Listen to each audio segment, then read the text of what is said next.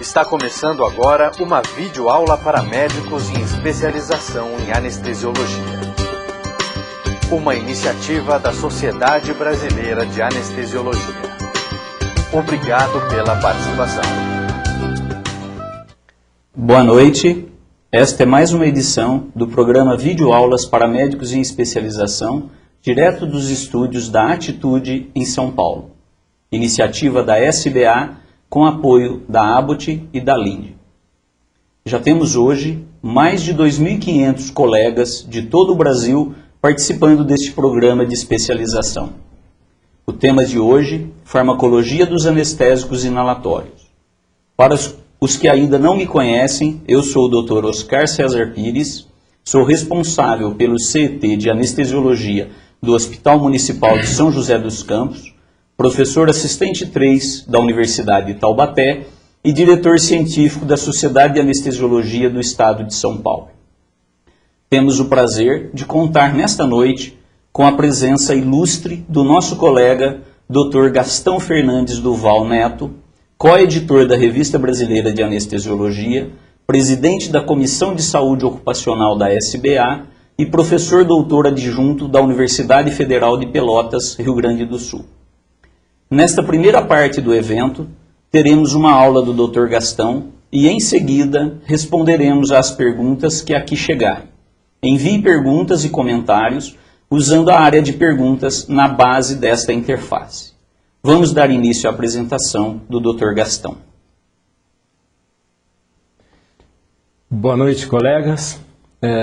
Nossa aula Anestesia Inalatória tem como objetivo principal a correlação clínica e não estática de uma farmacologia aplicada ao dia a dia da anestesiologia.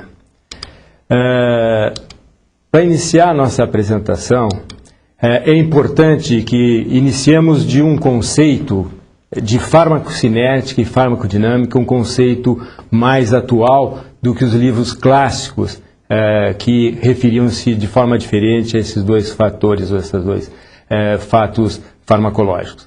Farmacocinética consideramos engloba o fator que engloba todos os fatores que influenciam a relação temporal entre a administração de uma droga e a sua concentração no sítio efetor de ação da mesma ou o atingimento da biofase. A farmacodinâmica quantifica a relação entre a concentração no sítio efetor na biofase e o efeito específico da mesma. O sítio efetor, pela atividade hipnótica ou analgésica, é inacessível às dosagens das concentrações de drogas ali presentes. Então é extremamente importante que o anestesiologista entenda uma constante de equilíbrio entre a concentração plasmática e a concentração no sítio efetor, para que as coisas dinâmicas apareçam na sua prática clínica.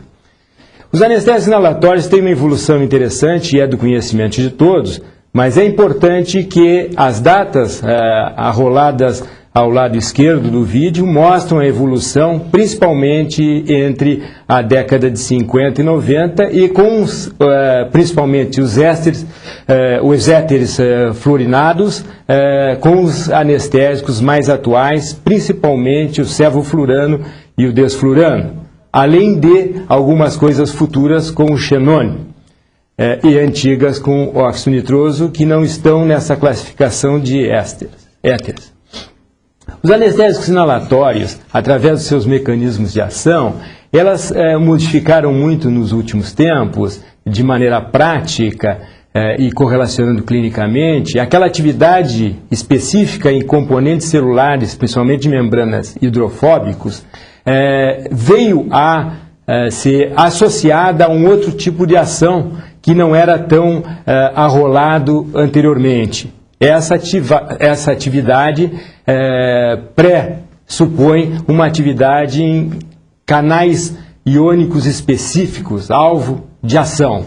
Esses receptores de neurotransmissores, como GABA, glicínicos, nicotínicos, serotoninérgicos e glutaminérgicos, associados a uma ação específica também em receptores de canal iônico, sejam voltagem dependente ou não, como cálcio, sódio e potássio.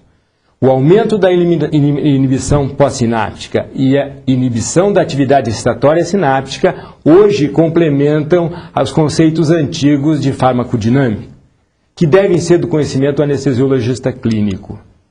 Se nós formos mais profundamente e mais detalhadamente, numa publicação do American Journal of Health System of Pharmacy, atual, de 2006, mostra com detalhe os canais comprometidos na ação de anestésicos inalatórios, os vários que nós já citamos, detalhados, a sua atividade normal desse canal iônico e a atividade específica do anestésico, aumentando ou inibindo em algumas situações, como o GABA aumentando, o GABA-A, e diminuindo em outras conexões com os canais iônicos, como eu disse anteriormente.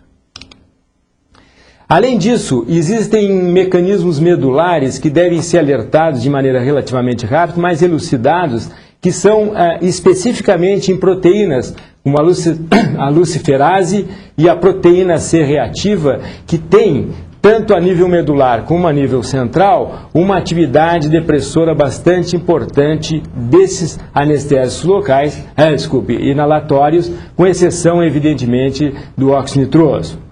Os canais iônicos que regulam o fluxo, canais receptores iônicos que regulam o fluxo através de membrana, eles são muito responsáveis por uma ação atual, como eu disse, principalmente a nível nicotínico, relação nicotina-acetilcolina, serotoninérgico tipo 3, GABA, receptores de glicina, receptores NMDA com glutamato e receptores AMP também de glutamato. Esses substratos devem ser entendidos para que realmente nós, no final, tenhamos uma correlação clínica mais evidente. Os anestésicos locais, em termos ainda de locais de ação, o cérebro diminui o fluxo, eles, ao atuarem, em sua generalidade, diminuem o fluxo sanguíneo cerebral e o metabolismo cerebral por uma atividade muito seletiva e que é dose dependente. Com isso, eu quero dizer que, na realidade, a maioria deles, e nós vamos depois especificar em separado, eles têm uma ação de diminuição de fluxo acoplado à diminuição do componente metabólico, o que, na maioria das vezes, traz grandes resultados positivos na sua administração em patologias centrais, se for mantida a relação hemodinâmica e metabólica ao nível do cérebro. O desacoplamento dessas funções pode trazer problemas, e isto deve ser cuidado com a nossa monitorização contínua do sistema nervoso central. Se nós, de maneira evidentemente diagramática, mostrarmos uma síntese dos locais de ação, nós vemos que as atividades são pré- e pós-sinápticas, tanto excitatórias como inibitórias, tanto a nível dos receptores canais iônicos, como também a nível de neurotransmissores, principalmente GABA, como nicotínicos, acetilcolínicos e outros. É importante que essas atividades ficam multifacetadas na sua ação. Nós não temos mais aquela ideia unitária de uma membrana expandindo e, com isso, tendo a ação depressora central dos anestésicos inalatórios. Passando por um conceito bastante antigo, mas importante na sua correlação clínica, vamos para a concentração alveolar mínima, ou seja, CAM. O que significa, na realidade, o entendimento disso? É uma concentração alveolar mínima capaz de prevenir a movimentação motora pós-estimulação cirúrgica em 50% dos pacientes quando submetidos a uma atmosfera de pressão. Ela é uma unidade de potência e 50% da dose efetiva, ou seja, ED50 de cada anestésico inalatório. Também temos que elucidar que CAMs elevadas representam elevada captação sistêmica ou pulmonar do anestésico local e, em consequência, a sua pouca potência. As CAMs baixa significam menos solubilidade, consequentemente baixa captação, mais geração de uma pressão de vapor alta e, consequentemente, grande potência.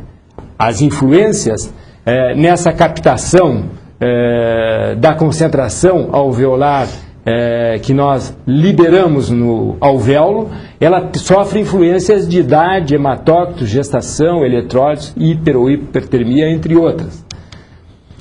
Determinantes da captação ainda são importantes de lembrar, e aí passando por uma fase também de análise específica dos anestésicos, que são de vital importância a sua solubilidade no sangue e o coeficiente de partição sangue-gás. A capacidade de absorção de sangues e tecidos pelo anestésico, ela é caracterizada por um coeficiente denominado sangue-gás. Na realidade, esse coeficiente ele é uma correlação entre a concentração do anestésico na fase sanguínea em relação à sua concentração na fase gasosa, numa situação de equilíbrio, evidentemente teórica. Se nós tivermos coeficientes à esquerda, coeficientes sangue-gás elevados, significa que uma correlação, por exemplo, 2, significa uma correlação de 1% ao nível alveolar para 2% dentro da corrente sanguínea, o que resulta numa indução lenta quando inalatória, ao passo que coeficientes baixos sangue-gás, por exemplo 0,5, significam concentrações em equilíbrio diferentes e que resultam numa indução rápida inalatória. Fatores que podem influir nesse grau de captação e que devem ser do cunho clínico do anestesiologista, do entendimento, da sua avaliação do paciente e do material e das drogas que está usando, influem em débito cardíaco, equilíbrio tecidual, perfusão tissular entre músculos e gorduras principalmente, tipo de metabolismo e idade do paciente submetido à anestesia inalatória. Se nós voltarmos para uma análise dinâmica, farmacocinética, farmacodinâmica, é muito importante que, antes de qualquer coisa, de maneira diagramática, nós tenhamos, na realidade, uma ideia entre dose, concentração plasmática, que é dependente, de maneira bilateral, de uma distribuição e de um metabolismo unilateral específico de metabolismo e excreção, o que resulta na concentração que nós conseguimos na biofase e o efeito farmacodinâmico. Então, na realidade, essa é a fase farmacocinética. Se nós passarmos pela concentração na biofase e entrarmos na interação da droga com o receptor, nós temos o que se chama de efetuação e efeito, que é uma característica de fase farmacodinâmica. Esses fatos todos têm uma influência clínica bastante grande quando eu gero uma pressão de vapor ou administração de um gás através de um sistema que resulta na inalação e na geração de uma pressão de vapor dentro do alvéolo que se transmite à corrente sanguínea e se deposita em todos os tecidos do organismo, inclusive no cérebro. O controle dessa fração inspirada, dessa fração de admissão e dessa fração alveolar será o que nós vamos nos fixar nos próximos momentos. Nos componentes da respiração, eu tenho que lembrar que a fracional de admissão, ela pressupõe um processo de volatilização ou vaporização, que é temperatura dependente, fluxo dependente e dependente também das características físicas do meu anestésico utilizado. Dependendo dessas características físicas, como nós vamos ver após, nós teremos uma maior ou menor facilidade de gerar essa pressão de vapor. Essa geração de fator administrada ao sistema, ela enriquece a fracional inspirada que está ali representada pela FI maiúsculo. Essa fracional inspirada é que vai gerar um gradiente entre tanto o vaporizador que está alimentando o sistema, como também a fracional alveolar, que é dependente desse sistema e da sua saturação ou da sua pressão de vapor gerada. É importante que o anestesiologista clínico entenda que no momento em que ele administra essa droga correlacionada com o sistema de inalação ou de respiração, através de uma máscara ou através de uma intubação traqueal, ele está fazendo uma conexão direta, gradiente dependente, desde o fator ou da fracional de admissão até a fracional alveolar e, consequentemente, até os tecidos mais ou menos perfundidos do organismo. Para que nós tenhamos noção no sistema de respiração, é extremamente importante o reconhecimento da capacidade do tipo de sistema com reinalação ou sem reinalação, do processo de denitrogenação, tanto do pulmão do paciente, que constitui o seu fator modelador, como também a denitrogenação do sistema respiratório. Como, por último, a importância vital da absorção de CO2 através de fatores divalentes que captam o excesso de CO2 ou limpam a reinalação ou propiciam a reinalação do ar expirado, pagando um preço de uma situação na calçodada, de uma reação inicial de hidróxido de sódio com CO2, uma reação exotérmica que eleva, dependendo do fluxo de admissão e dependendo da frequência e da expiração em volume corrente, pode gerar temperaturas bastante altas, tendo em conta que a exaustão da calçodada ela é expressa tanto através do calor como da coloração pelo violeta de etila dentro do canister de calçodada. Existem outras opções ainda, calbaritada e outras, que nós poderíamos usar no sentido de evitar a reação exotérmica e as alterações em alguns componentes, como a utilização, durante a utilização do sevoflurano, com a geração de componente A, como também as alterações do desflurano, com os cuidados da facilidade de vaporização do referido anestésico e a sua saturação no meio de respiração do sistema.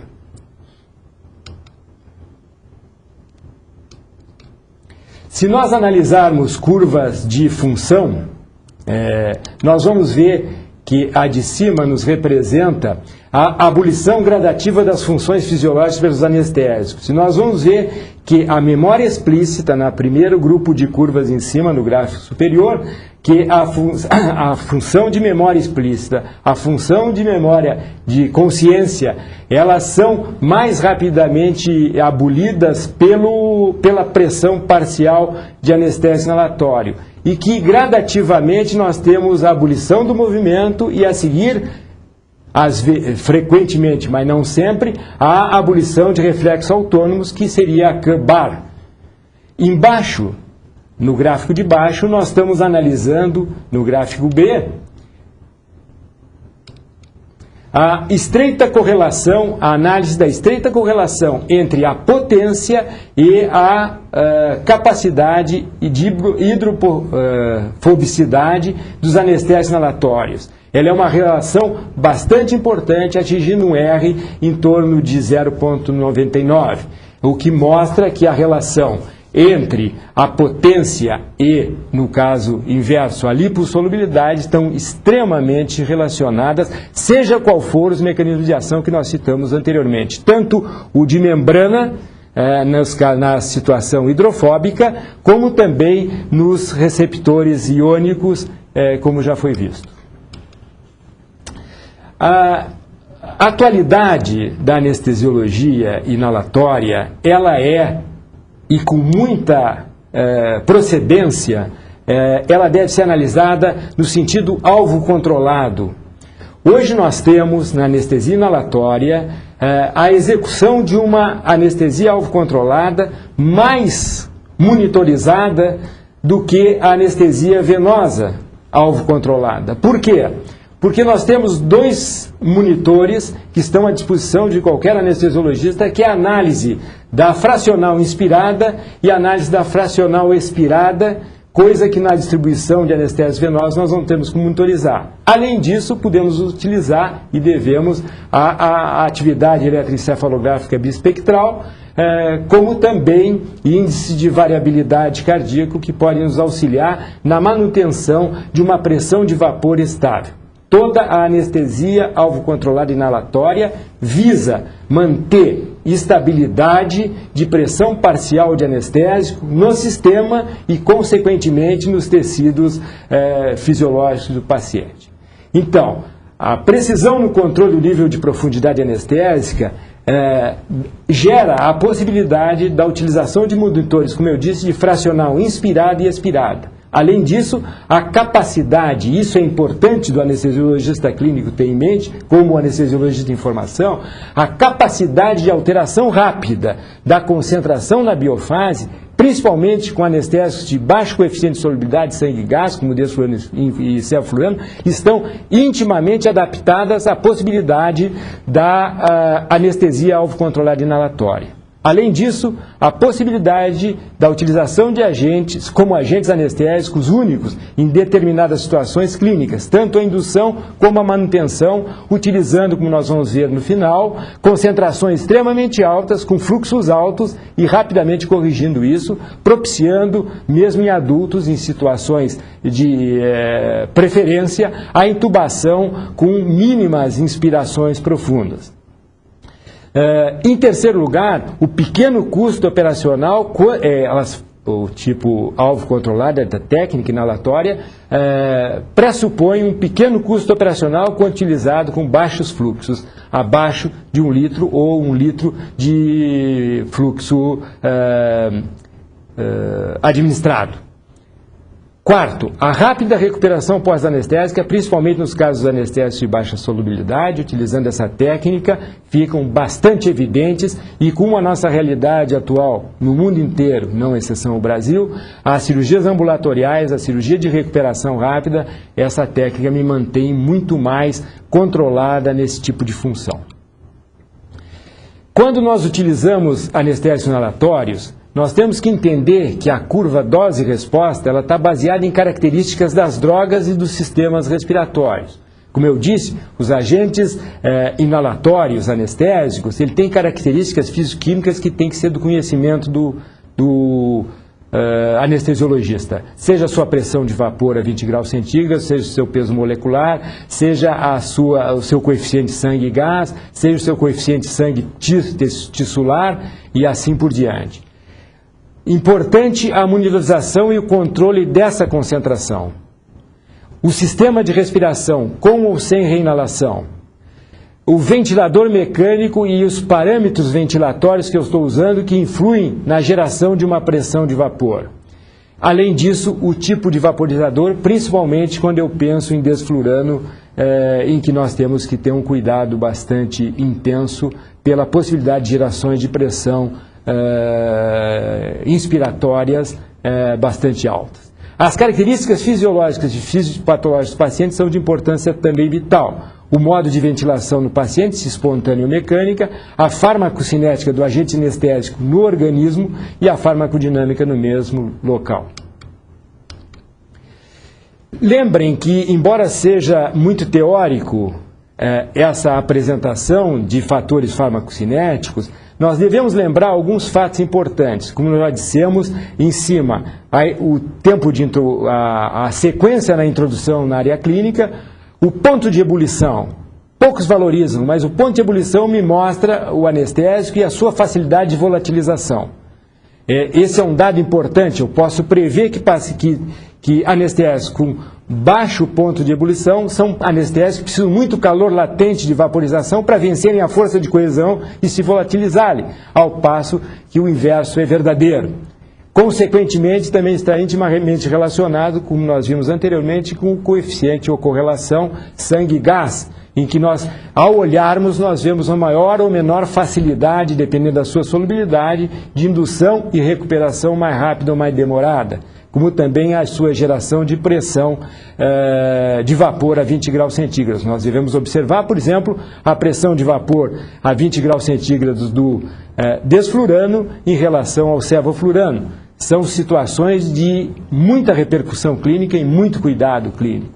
A SWACAM com a correlação de potência, como também o grau de metabolismo. Hoje nós vemos que há uma tendência muito grande pela nefrotoxicidade, possibilidade de nefrotoxicidade, neurotoxicidade ou hepatotoxicidade, além de outras reações tóxicas, que o metabolismo seja, como mostra o desflurano, como mostra o isoflurano e o próprio sevoflurano, e o enflurano já pouco usado, com um grau de metabolismo bastante baixo e uma segurança maior no que se refere à toxicidade secundária e à formação de altacoides ou de outros elementos ligados a proteínas com poder antigênico ou outras. ou exacerbações de patologias já existentes. Quando nós analisamos a profundidade de agentes inalatórios, lembrando aquele esquema diagramático que nós vimos do circuito de anestesia, o nosso objetivo principal é correlação, em termos de profundidade, da fracional exercida no alvéolo e a fracional inspirada ao nível de boca, entre aspas. Ela é uma correlação entre correlacionando diminuição entre a concentração plasmática dividido pela fracional inspirada e a ventilação alveolar. Todos esses fatores regulam, consequentemente, a chegada com maior ou menor facilidade ao alvéolo e a sua transferência ao sistema nervoso central. Toda a anestesia inalatória alvo controlada funciona tentando aproximar a variável diminuta com o Consequentemente, se ela se aproximar mais rápido do 1, mais rapidamente nós estamos influindo na depressão central, menos aproximando do 1, mais tempo nós vamos ter os efeitos do anestésico local a nível inalatório a nível central. Nós podemos ver essa correlação e é importante que a gente, embora sejam curvas bastante citadas, que nós estamos correlacionando tempo de anestesia com as várias fracionais relacionando alveolar com inspiratória. E quanto mais rapidamente, como eu disse anteriormente, aproximarem-se de 1, mais rapidamente nós estamos aprofundando a nossa anestesia, porque a geração da pressão de vapor do referido anestésico, ela está se exercendo na tendência dessa correlação para 1 mais rapidamente do que os poucos solúveis ou com uma relação baixa. Como também o inverso é verdadeiro quando nós vemos a velocidade de eliminação do sistema, tanto alveolar como do sistema respiratório que nós estamos empregando.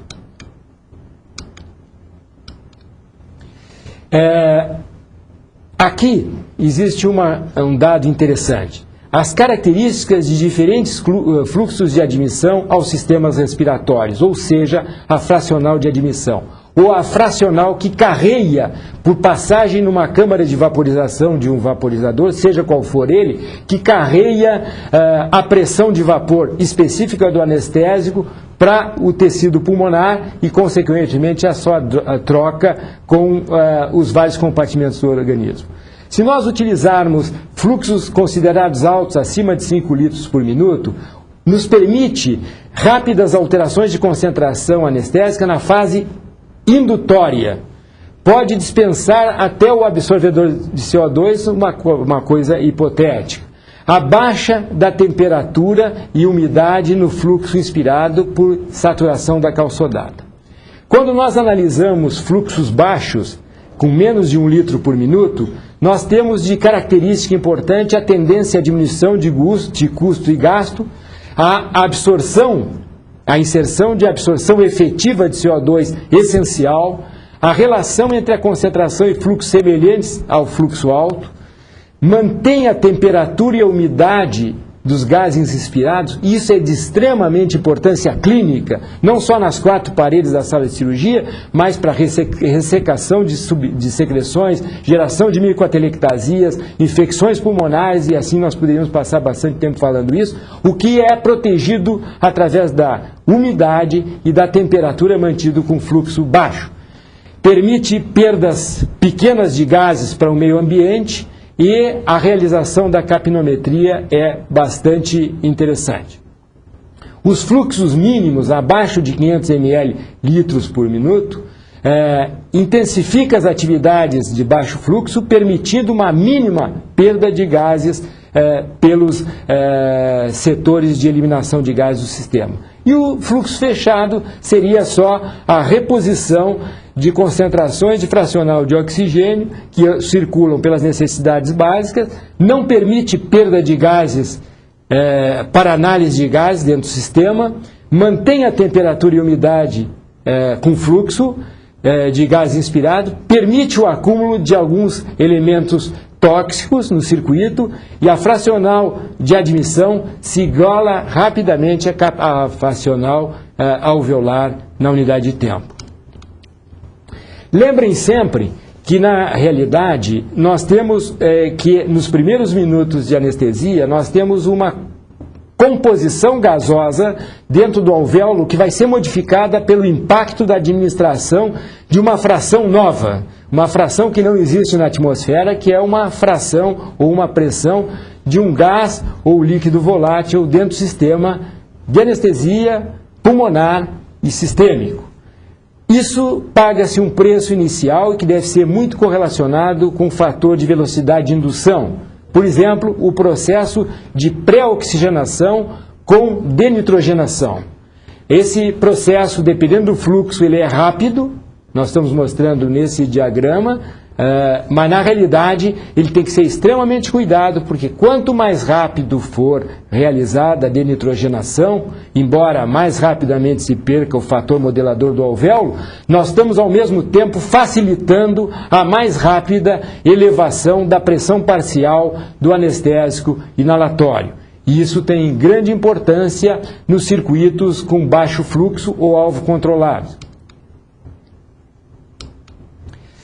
Se nós analisarmos em simulação de anestesia inalatória, utilizando o simulador Gassman, se nós observarmos no gráfico um fluxo adicional de 1 litro por minuto e setarmos o nosso vaporizador para a utilização de 2% de fracional inspirada, nós vamos ver que essa concentração-alvo que está representada ali embaixo, FD em concentração administrada em risco contínuo preto, fracional inspirada de cefaloreno em fenestrado, em falhado, a fracional expirada de cefaloreno contínuo e a fracional teórica no sítio efetor com barra ponto, nós vamos ver que o tempo em segundos na realidade leva muito tempo para nós atingirmos uma fracional inspirada, uma fracional no sítio efetor e uma fracional expirada muito lenta.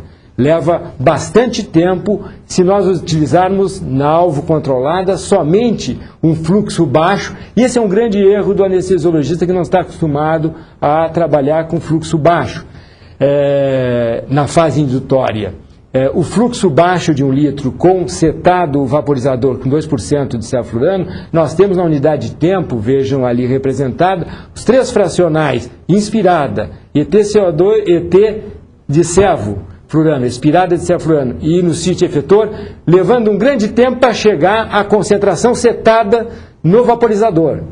Esse é um grande engano e deve ser alertado com muita ênfase, que o anestesiologista começa pensando que vai atingir rapidamente a fracional inspirada, com baixo fluxo, setando o seu respirador em concentrações pré-estabelecidas. Não é assim. Há um retardo importante na fase indutória, há uma elevação no tempo de indução, sem possibilidades. Isso é muito importante, porque o detalhe tem que ser bem definido. Com essa curva do Gassman, nos mostra, além disso, que a possibilidade de variação da fracional alveolar é muito lenta, o que não levaria vantagem nenhuma à sua anestesia clínica em termos de superficialização ou de necessidade de aprofundamento rápido.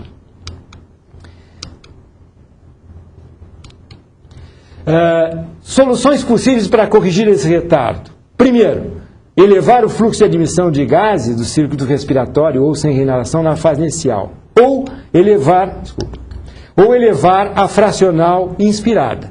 Da associação das duas, o overshoot da concentração da fracional inspirada com o overshoot de fluxo, nós podemos solucionar esse tempo demorado de indução. Se nós fizermos diferente, se nós fizermos agora uma elevação do fluxo de admissão e mantendo setado 2% de cefalorano, nós já vamos notar as curvas diferentes, as curvas tanto de fracional alveolar, como de fracional no sítio efetor, como de fracional expirada. O que se nota é que só aumentando o fluxo, pela fase também de denitrogenação do pulmão, eu consigo mais rapidamente atingir fracionais estáveis no sistema e no pulmão, e no cérebro consequentemente. Com isso eu mantenho uma anestesia muito mais estável e muito mais responsiva às variações de concentração. Então, o controle online da fracional inspirada e expirada de servo é um fato importante clínico para que o controle da concentração-alvo seja o mais efetivo possível. Por que nós precisamos ter esse monitor? Porque, na realidade, existe a possibilidade da overdose ou da dose insuficiente. Isso que a fracional expirada de sevoflurano, no caso, e a inspirada, nos baliza realmente o resíduo que está ficando dentro do sistema nervoso central, que é o nosso alvo principal. Vejam lá a diminuição de tempo. Vejam as setas representando a diminuição de tempo, aumentando o fluxo. Bom, nós podemos fazer outro tipo de técnica para ter uma repercussão na fracional inspirada e alveolar. O que é isso? A primeira é balizar a nossa administração na fracional inspirada. Então, nós vamos entrar com fluxo bastante alto e vamos tentar manter no pontilhado uma fracional estável a 2%, tá certo? Bom, nós deveremos diminuir o retardo de elevação da fração. O que está acontecendo aqui? Nós estamos mantendo a fracional expirada em 2% de sevoflurano, mas à custa de um aumento importante na fase inicial de fluxo. Consequentemente, nós conseguimos, em fração de menos de 10 minutos, nós temos já uma fracional real no sistema nervoso. É um fato interessante. Outra forma... Então, para que se faça isso com fluxos altos, analisando a fracional expirada de sevoflurano, nós temos que ter essa análise continuamente. Além disso, o controle hemodinâmico do paciente deve ser extremamente cerrado, porque nós estamos aumentando em frações relativamente pequenas, concentrações alveolares e, consequentemente, cerebrais e centrais bastante rápido. A outra forma é elevar a fracional, fazendo um overshoot, analisando a fracional inspirada e expirada de CO2. Da correlação entre as duas, nós podemos, usando fluxos altos, e vocês vejam no gráfico que a linha pontilhada, que representa a fracional inspirada, ela faz um overshoot em relação ao setado no vaporizador. Então, nesse momento, para fazer essa técnica com base na fracional inspirada de sevoflurano e expirada como monitorização, nós temos que ter um grande cuidado hemodinâmico, porque há um overshoot temporário na fase de indução, e aí nós baixamos a fracional inspirada, a fracional adicional para o nível que nós quisermos manter a fracional alveolar teórica. Então, esse é um fato de indução relativamente rápida.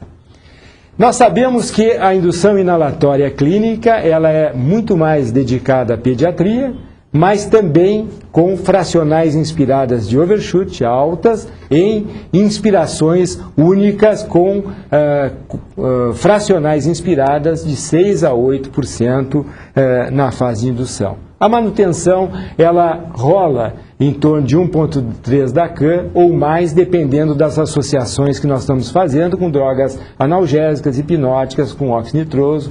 E a recuperação, ela se estabelece normalmente quando técnicas puras, a CAM está abaixo de 0,4. Se nós analisarmos algumas coisas, não tantas, porque muitas vezes elas são muito estáticas, mas eu acho que alguns pontos têm que ficar são interessantes da correlação clínica de efeitos colaterais ou para-efeitos com a técnica de baixo fluxo ou a técnica alvo controlada inalatória. Por exemplo, efeitos renais. Nós sabemos que a elevação de um fluoreto acima de 50 micromols por litro, ela possivelmente já comece a apresentar a possibilidade de lesão renal, caracterizada principalmente por uma insuficiência renal poliúrica. Mas aí vem um dado interessante, porque isso pressupõe uma defluorinação intrarrenal.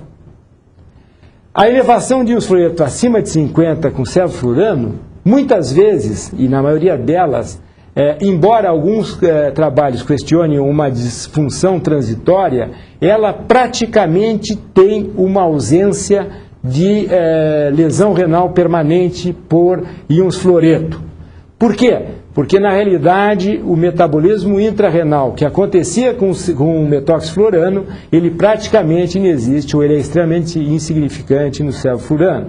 O que nos dá a chance de ter trabalhos como esse, que mostram que marcadores de função renal à esquerda, utilizando sevoflurano, desflurano e propofol, não apresentam diferenças significantes nem no trans, nem no pós-operatório em tempo longo de observação.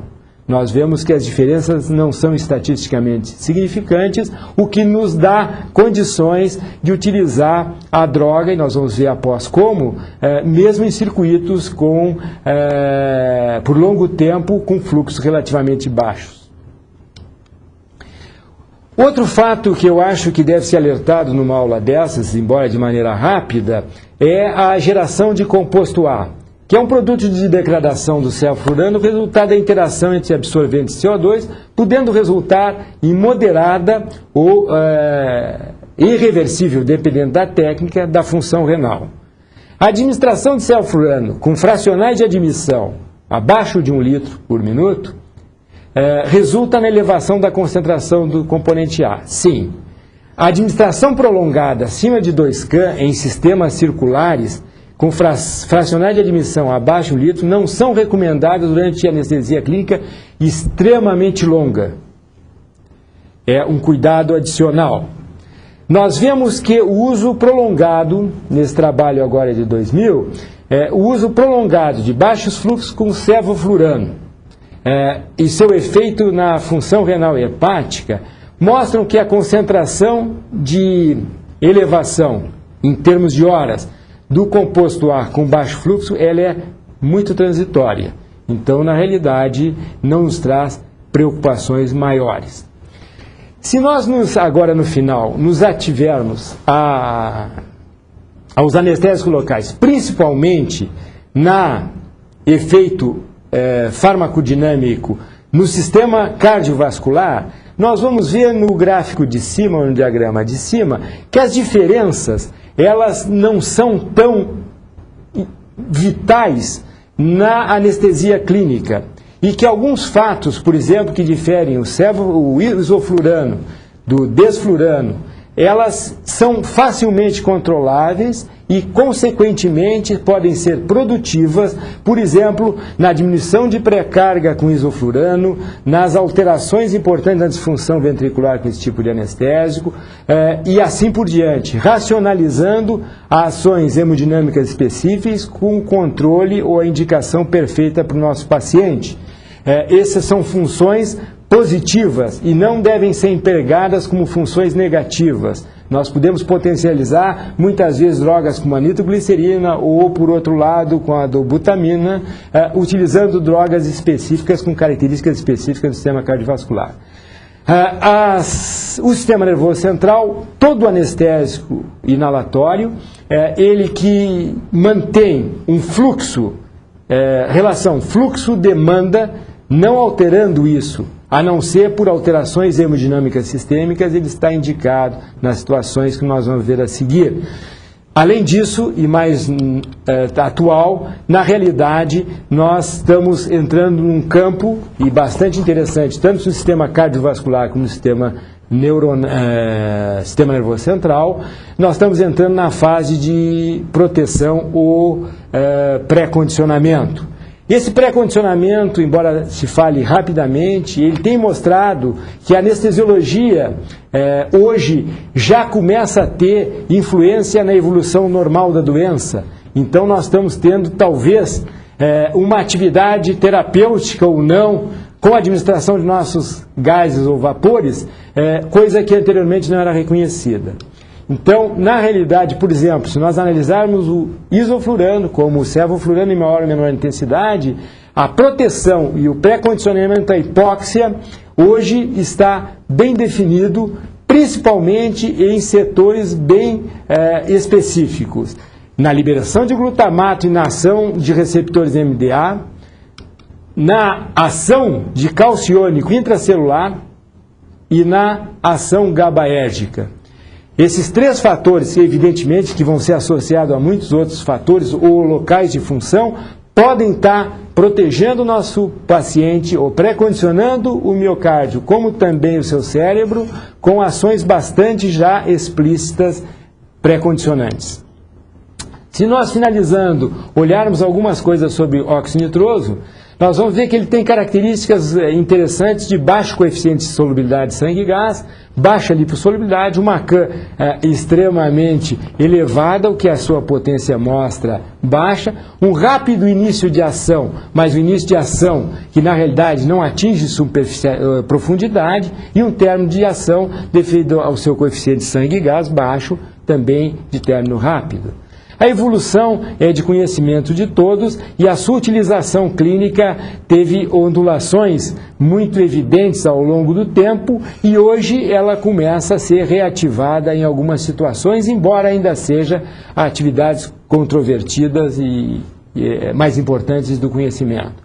Atributos do anestésico inalatório iniciais: baixo coeficiente de partição, baixo coeficiente de solubilidade, grande estabilidade hemodinâmica respiratória, baixo custo, baixa concentração alveolar mínima, baixa P50 em relação aos anestésicos venosos, potência analgésica, se possível, presente, rápida indução e recuperação, diminuição da incidência de memória, seja implícita ou explícita, e baixo metabolismo. Evidentemente, quando voltamos ao óxido nitroso, nós temos que alertar sempre, embora seja extremamente discutível, a possibilidade da queda por inibição da metionil sintetase, da queda da vitamina B12, desculpe, com todas as suas consequências, como anemia aplástica, morte, degeneração neuronal, lesões hepáticas, renais, cerebrais, neuroperiféricas, com inalação extremamente prolongada, exposição aguda em algumas situações muito definidas com antecedentes hematológicos, anemia megaloblástica. Evidentemente, essa atividade pode ser uma atividade negativa porque teria uma ação irreversível. Tem como vantagem, como nós já vimos, os fatos já citados. Deve ser evitado na fase inicial do tratamento TCE por possibilidade de uma vasoconstrição cerebral inicial, principalmente associado a um erro muito grande da hiperventilação ou hipocapnia incontrolada ou não controlada, fazendo vasoconstrição cerebral e desproporcionando o fluxo sanguíneo cerebral com a sua demanda, principalmente no cérebro hipermetabólico na fase inicial do tratamento de traumas crânioencefálicos. Desculpa. Lesões genéticas extremamente discutíveis e teratogênicas, como eu disse, são fatos que não nos dão tempo de revisar. Atividades que devem ser cuidadas a nível de intestino, com disfunção, incidência de vômito e ilho paralítico intestinal, podendo comprometer linhas de estrutura anatomótica por hipertensão intraluminar, geração de pneumotórax hipertensivo em bolhas, alterações pressóricas em ouvido médio, vitrectomias, além disso, no espaço de ar peridural, podendo causar, teoricamente, dificilmente detectar, uma hipertensão epidural transitória. Náusea e vômitos, estudos mostram com meta-análise que as respostas ainda são controvertidas. Na realidade, estudos mostram, mesmo em meta-análise, respostas muito ainda pouco significantes para um lado ou para o outro. Mecanismo analgésico do protóxido do óxido nitroso seria através de liberação de opioides endógeno, ativação de vias medulares descendentes inibitórias, modulação medular do processamento da nocicepção, ativação de receptores alfa-2 adrenérgicos, e que esquematicamente nós vemos ali a sua interferência tanto com neurotransmissores como inibição da progressão nociceptiva através da interação com receptores opioides através de endorfinas encefalinas. Desculpa. potenciais de benefícios do protóxido de azoto, do óxido nitroso seriam rápida iniciação e fim de ação, suplemento em várias técnicas anestésicas, redução na concentração de drogas inalatórias ou venenosas, potente poder analgésico e discreto poder depressor do sistema cardiovascular. Para finalizar, a anestesia inalatória, na sua farmacologia clínica, principalmente, no meu entender, valorizando as novas técnicas de possibilidade de alvo controlado, com monitorização estreita da fracional inspirada e expirada dos anestésicos inalatórios, com a inclusão do eletroencefalo bispectral e de seu índice de variabilidade cardíaco, é realmente o que nós teríamos de vantagem da anestesia inalatória. A atualidade clínica, anestesia alvo controlada, monitorização online, controle preciso preciso entre aspas, da fracional ou mais estreito no sítio efetor, evitar picos e vales da fracional no sítio efetor e as suas consequências sistêmicas com a alvo controlada, e a possibilidade da utilização de elevada fracional de admissão de gases frescos e inspirados por controle no vaporizador para propiciar um tempo de indução rápido, de manutenção estável e de recuperação rápida. Era isso que eu tinha a falar nessa aula. Estou aberto a qualquer questionamento, discussão ou contribuição. Bom, após essa brilhante apresentação do Dr. Gastão, daremos início às perguntas enviadas a nós. E para começar, Dr. Gastão, o Dr. Eduardo Francisco Mafacioli Correia, de Santa Maria, Rio Grande do Sul, pergunta ao senhor o que existe de evidências atualmente em relação à segurança profissional quando não existe sistema de exaustão dos agentes inalatórios. Eduardo, eu acho que essa pergunta é extremamente importante, está intimamente relacionada conosco lá na Comissão de Saúde Ocupacional. A segurança, na realidade, um anestesiologista cronicamente inalando drogas, ela é muito questionável. Quanto menos metabolismo com servo ou servo, desflurano e isoflurano nós obtivermos, menor chance que a inalação crônica venha a ter repercussões graves na saúde do anestesiologista, porque a possibilidade de ação antigênica ou de ligação de proteínas séricas ou tissulares, ela fica muito diminuída. Por isso, e eu acho que essa pergunta foi extremamente procedente, por isso eu insisto, não só nos mecanismos de exclusão da sala cirúrgica ou do sistema de ventilação ou de respiração do anestésico inalatório, como também, cada vez mais, a utilização de baixos fluxos e anestesia inalatória alvo controlada. Muito bem, dando continuidade. Dr. Gastão, o que o senhor acha do xenônio para nós? Ainda está muito distante da nossa realidade? Eu acho, outra excelente pergunta. Eu acho que nós, na realidade, em termos clínicos, na minha opinião, estamos muito longe do xenônio. Por quê? Custo. E mais do que custo, obtenção. O xenônio hoje se sabe que a sua origem e a sua obtenção em nível gasoso, ele vai realmente demandar alterações de reservas. Então, acho ainda, como foi a pergunta, que é uma perspectiva remota, na minha opinião. E quanto ao desflurano, na prática clínica rotineira em nosso meio? Bom, essa também, como todas as anteriores foram, é uma excelente pergunta. O desflurano foge à nossa corriqueira anestesiologia inalatória. Qual é a característica do desflurano? A grande característica do desflurano é a sua extrema facilidade de volatilização. O que significa isso? Nós temos vaporizadores, e não me cabe aqui dissecar, embora fosse importante, vaporizadores extremamente elaborados, consequentemente termoestáveis com uma responsabilidade imensa, porque eu a 28, 30 graus eu tenho uma pressão de vapor acima da superfície líquida, se não controlada, de 760 milímetros de Hg, então ele entra em ponto de ebulição.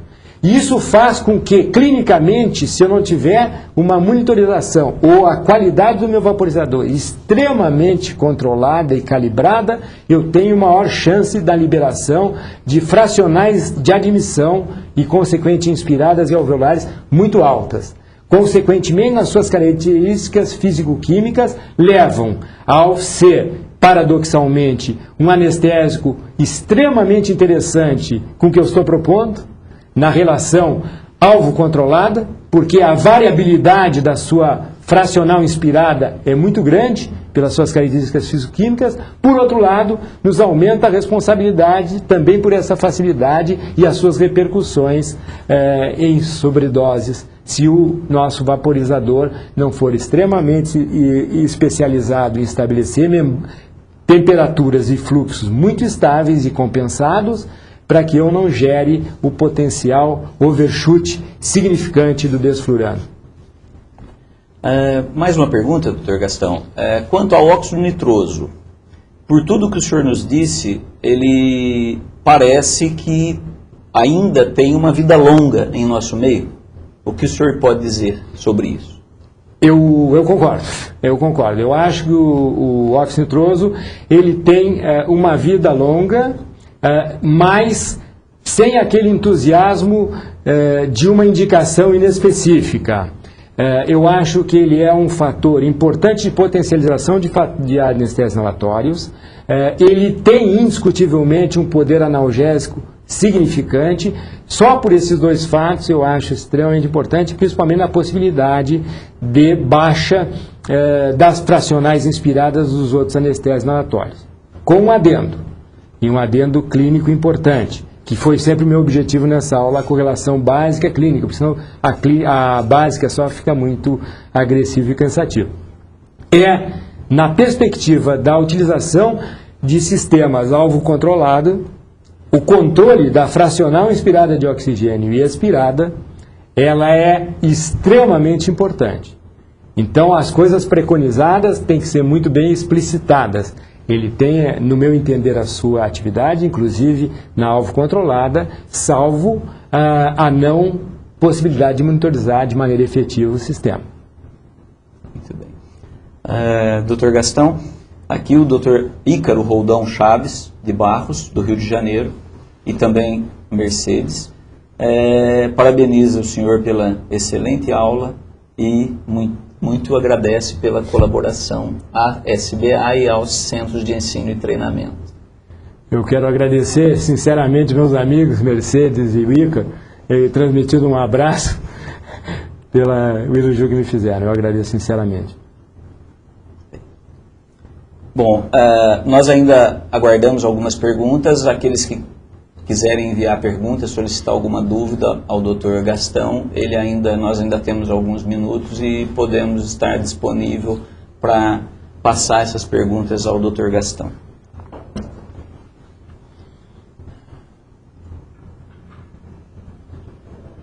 O senhor gostaria de fazer mais alguma consideração para o ME que está começando? O que o senhor poderia dizer para eles? Eu gostaria de fazer. Eu acho que nós temos que procurar profundamente a base científica do que nós fazemos na sala cirúrgica. Mas procurar sempre, e os MEs, procurar sempre a base e a sua correlação clínica. É extremamente importante, ao estudarem as bases, que lembrem ou pensem objetivamente o que aquilo significa na sua prática clínica. Esse é um fato que parece ser redundante no que eu estou dizendo, mas ele é um alerta importante. Ao correlacionarem características físico-químicas dos anestésicos inalatórios, correlacionem com o que quer significar dentro da minha sala de cirurgia e no meu sistema e no pulmão do meu paciente. Essa correlação é que traz a qualidade clínica da nossa anestesia e a segurança do nosso paciente. E mais do que isso, a gratificação de realizar a anestesia. Bom, gostaria de me congratular com a SBA pela iniciativa e agradecer à Abbott e à Linde pelo apoio. Gostaria também de agradecer ao Dr. Gastão pela sua brilhante aula, a quem passo a palavra para suas considerações finais. Bom, finalmente eu gostaria de agradecer a companhia do Oscar nessa participação. Eu gostaria também de agradecer o convite que me foi feito pela SBA, agradecer e elogiar esse tipo de atitude do Departamento Científico da SBA. É uma atividade que realmente deverá ter os seus resultados visíveis e palpáveis ao longo do tempo. Obrigado. Muito obrigado, Dr. Gastão. Lembramos a todos que este web meeting estará disponível para ser novamente assistido a partir de amanhã, às 13 horas, assim como todos os outros anteriores. Agradecemos a todos pela participação e boa noite. Termina aqui esta videoaula para médicos em especialização em anestesiologia. Transmitido pelo sistema Web Meeting 2.0. Viva a Internet ao vivo. Uma iniciativa da Sociedade Brasileira de Anestesiologia. Obrigado pela participação.